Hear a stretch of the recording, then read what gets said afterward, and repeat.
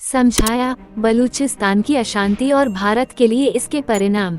27 अगस्त 2024 को पाकिस्तान के बलूचिस्तान में अलगाववादी आतंकवादियों द्वारा किए गए घातक हमलों के एक दिन बाद श्रमिक क्षतिग्रस्त रेल पटरियों पर खड़े होकर उनकी मरम्मत कर रहे हैं। सारांश: पाकिस्तान के बलूचिस्तान प्रांत में हाल ही में अलगाववादी बलूच लिबरेशन आर्मी (BLA) द्वारा किए गए हमलों की बाढ़ आ गई है, जिसमें 70 से अधिक लोगों की मौत हो गई है। ये समन्वित हमले, जिन्होंने पुलिस स्टेशनों और प्रमुख राजमार्गों को निशाना बनाया, प्रांत के संसाधनों की लंबे समय से उपेक्षा और शोषण के कारण चल रहे बलूच विद्रोह को उजागर करते हैं। जैसा कि पाकिस्तान पिछले कुछ वर्षों में आतंकवादी हमलों में वृद्धि का सामना कर रहा है, इसके अशांत बलूचिस्तान प्रांत में इस सप्ताह सिलसिलेवार हमले हुए, जिनमें 70 से अधिक लोग मारे गए। समन्वित हमले संभवतः हाल के इतिहास में अपनी तरह के सबसे व्यापक अलगाववादी बलूच लिबरेशन आर्मी (BLA) द्वारा किए गए थे। इन घटनाओं ने एक बार फिर लंबे समय से उपेक्षा और बलूचिस्तान के प्राकृतिक संसाधनों के दोहन से प्रेरित बलूच विद्रोह को उजागर कर दिया है, जिससे ये प्रांत पाकिस्तान के लिए एक संवेदनशील बिंदु के रूप में सामने आया है। हमले, जिसमें BLA ने पुलिस स्टेशनों को निशाना बनाया और प्रमुख राजमार्गों पर नियंत्रण कर लिया, बलूच नेता नवाब अकबर खान बुगटी की बरसी के साथ मेल खाते थे, जो 18 साल पहले तत्कालीन राष्ट्रपति परवेज मुशर्रफ के आतंकवाद विरोधी अभियानों में से एक में मारे गए थे। बुगटी की मृत्यु ने केवल सैन्य कार्रवाई की कमियों को उजागर किया, क्योंकि यह जनजातीय आबादी की वास्तविक जरूरतों और आकांक्षाओं को संबोधित करने में विफल रही।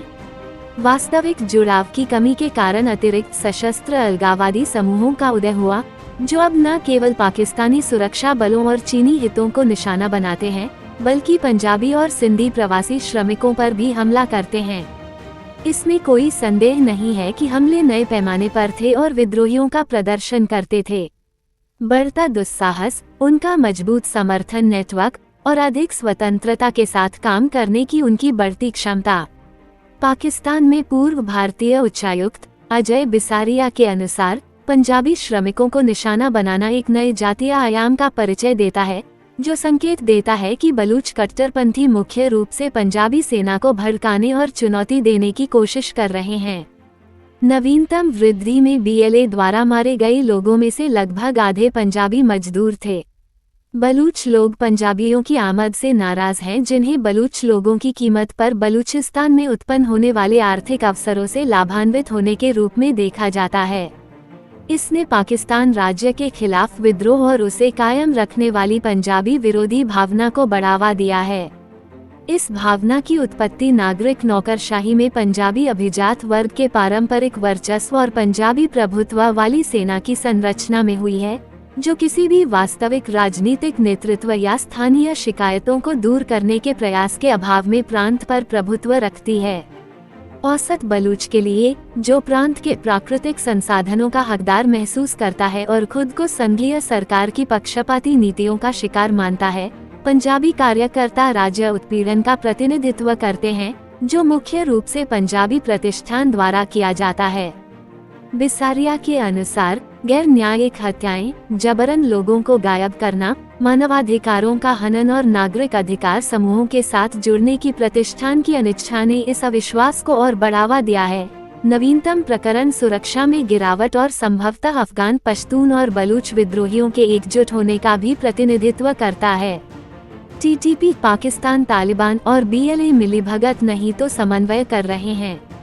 वे कहते हैं, आश्चर्यजनक रूप से भारत पर नवीनतम और पिछले हमलों में शामिल होने का आरोप लगाया जा रहा है। इस्लामाबाद ने बार बार भारत पर अलगाववादियों को वित्तीय सहायता देने और ईरान पर उन्हें सुरक्षित ठिकाने देने का आरोप लगाया है।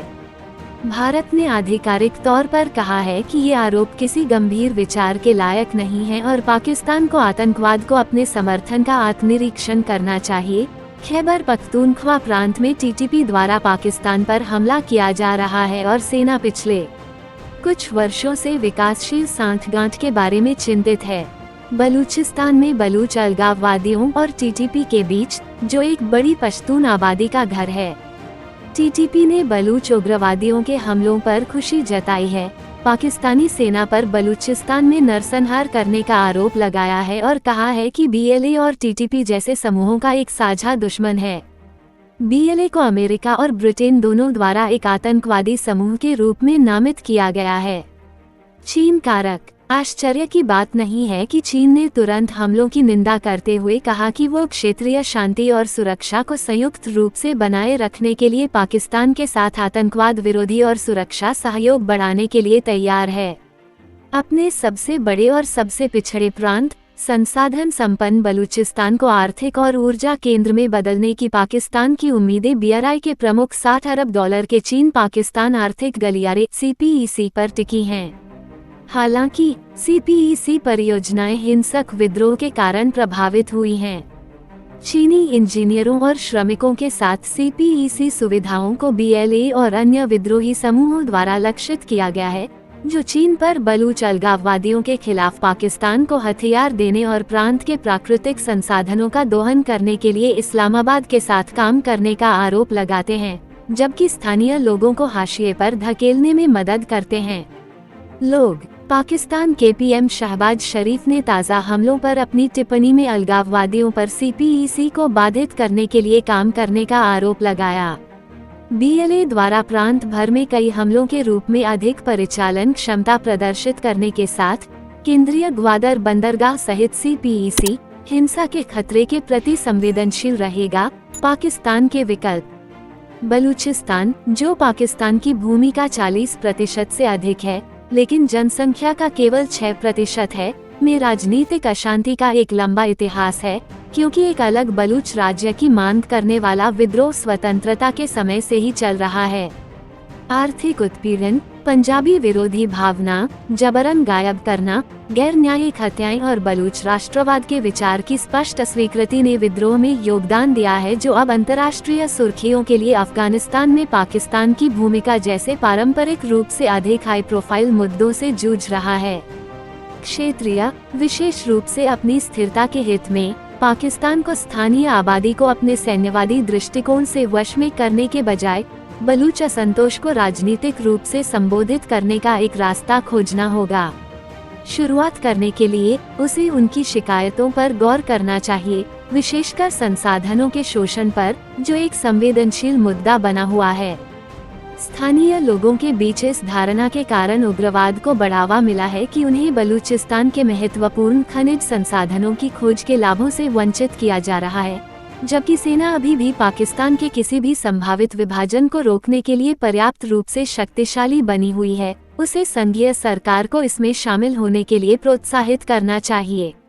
हिंसा को कम करने और संघर्ष की कठिन प्रकृति के बावजूद दीर्घकालिक समाधान खोजने के तरीकों पर विचार करने के लिए बलूच राष्ट्रवादियों के साथ सार्थक बातचीत। अपनी विशिष्ट पहचान वाले बलूच लोगों को पारंपरिक रूप से धर्मनिरपेक्ष के रूप में देखा जाता है और यह सुनिश्चित करना पाकिस्तान के हित में है कि वे टीटीपी जैसे समूहों के साथ काम न करें जो चरमपंथी धार्मिक विचारधारा से प्रेरित हैं।